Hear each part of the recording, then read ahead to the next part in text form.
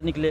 और नीतीश जी को मैं इतना ही संदेश देना चाहता हूं कि आप खुद एक छात्र आंदोलन की उपज बताते हैं, अपने आप को जेपी आंदोलन की उपज बताते हैं। तो नीतीश जी, आज जेपी की आत्मा रो रही होगी।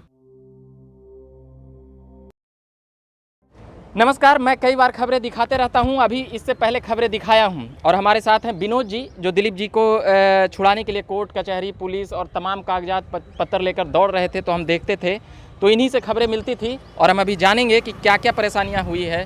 विनोद जी जरा बताइएगा।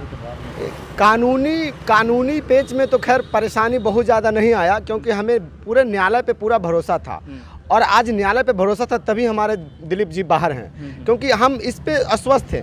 लेकिन जो प्रक्रिया था वो जटिल था, जिसको समझने में मुझे टाइम लग गया। तो समझते समझते मुझे कुछ टाइम लग गया और जेल से आना, जेल से कोर्ट जाना, कोर्ट से आकर के फिर जेल पर आना, तो ये थोड़ी सी कानूनी हमें आज दिलीप जी जब जेल में आए तब हमें भी एहसास हुआ कि ये कानूनी प्रक्रिया में थोड़ी सी लंबी पड़ती है। फिर भी हम अपने स्तर से डटे रहें और हमने एक संकल्प लिया था कि दिलीप जी को जब तक बाहर नहीं निकालेंगे जब तक हम अपनी दाढ़ी को सेविंग नहीं कराएंगे। और आज मैंने वो प्रतिज्ञा को पूर्ण किया।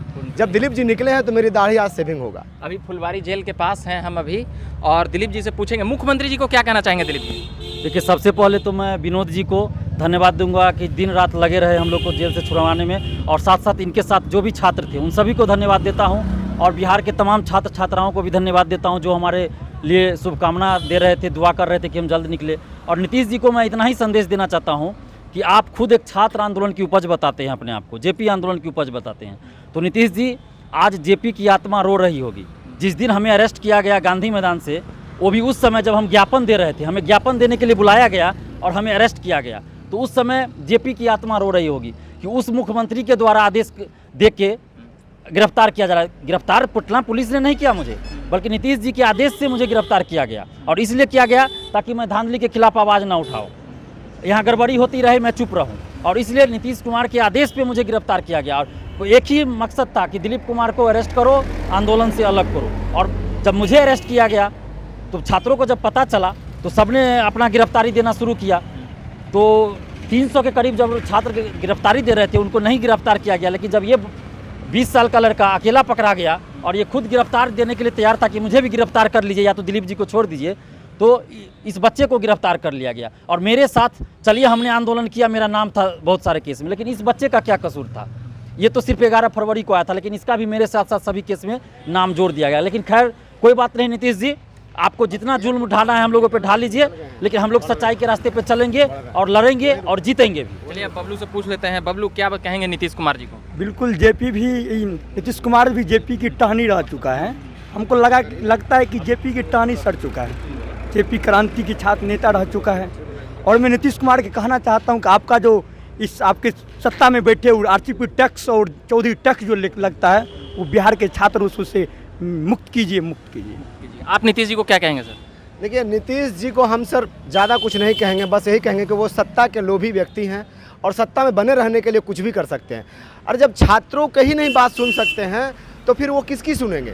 जिस छात्र ने उन्हें सत्ता में लाने के काम करता है, उसी छात्र को कुचलने के काम करते हैं। क्या बिहार में अभ्यर्थियों की बातें मानी जाएगी?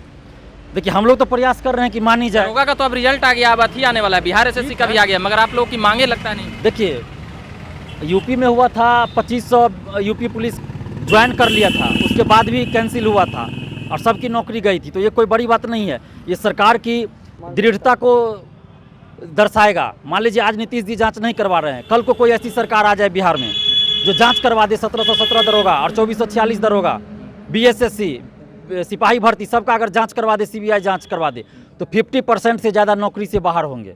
और ये हम लोग करवाएंगे, इसके लिए हम लोग लगातार प्रयास कर रहे हैं। अगर नीतीश सरकार नहीं करेगी ऐसा काम, नहीं हम लोग की बात मानेगी, जो 11 सूत्री हमारा डिमांड है, तो हम लोग सरकार के खिलाफ तो काम करेंगे ही ना, हम लोग सरकार बदलने का तो प्रयास करेंगे। एक अलग और आखिरी सवाल करेंगे। आपने कह दिया सरकार बदलने के लिए आप कह रहे हैं, तो एक संक्षिप्त में पूछेंगे, क्या आप दिलीप जी जिस प्रकार से चेहरा पिछले साल भी हम पूछे थे, तो विधानसभा में तो खैर चलिए नहीं कुछ हो पाया, मगर क्या आप नेता की ओर बढ़ेंगे दिलीप? क्योंकि मुद्दा उठाते उठाते अब एक नेता बन गए हैं सर आप। देखिए, ये तो आप जैसे मीडिया, पत्रकारों, प्रिंट मीडिया, इलेक्ट्रॉनिक मीडिया की देन है कि मेरे काम से प्रभावित होकर या फिर काम देख के लोग छात्र नेता कहना शुरू कर दिए। मैंने कभी छात्र नेता अपने आप को नहीं कहा है, ना कहीं लिखा हुआ देखिएगा।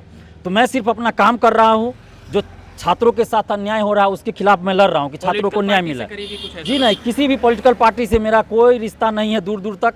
अगर होता तो जब मैं जेल आया तो छुड़ाने के लिए पॉलिटिकल पार्टी को आना चाहिए। अब बाहर किस पॉलिटिकल पार्टी ने मेरे लिए क्या किया ये तो आप लोग खुद देखिएगा कि किसने आवाज़ उठाया, किसने विधानसभा में मुद्दा उठाया, किसी नेता ने एक ट्वीट तक नहीं किया। तो फिर मेरा पॉलिटिकल बैकग्राउंड कैसे होगा, किसी पॉलिटिकल पार्टी से मेरा संबंध कैसे होगा? हमने इसलिए पूछा क्योंकि अभ्यर्थियों का सवाल है और ये सवाल एक बनता है, इसलिए हमने सवाल। हम सिर्फ छात्रों के लिए लड़ रहे हैं, लेकिन दुर्भाग्य है इस बिहार का कि कोई एक नेता आगे नहीं आया कि हाँ गिरफ्तार जो छात्रों को किया गया उसको रिहा कीजिए। हम ये नहीं कह रहे कि आप हमारे रिहाई के लिए मांग कीजिए, नहीं, आप दिलीप कुमार को जेल में रहने दीजिए, लेकिन आपको ये मांग तो करना चाहिए था ना कि छात्रों का आंदोलन जायज़ है, उनकी मांग जायज़ है, उनके डिमांड पे सरकार को तो आप घेरते विधानसभा में। अभी विधानसभा का बजट सत्र चल रहा था, आप एक बार सरकार को ध्यान आकृष्ट कराते कि इस सब मुद्दों पे आप कम से कम 11 सूत्री जो डिमांड है उस पर आप एक बार बात कीजिए। लेकिन कोई तमाम मैं मिलने गया था नेता प्रतिपक्ष के पास।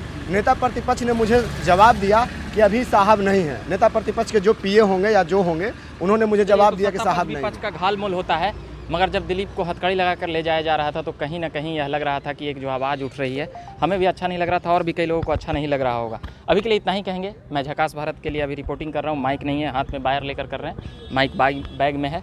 तो अभी के लिए हम इतना ही कहेंगे। दिलीप जी और ये सभी लोग हैं, कई सवाल हमने किए हैं और भी सवाल करते रहेंगे।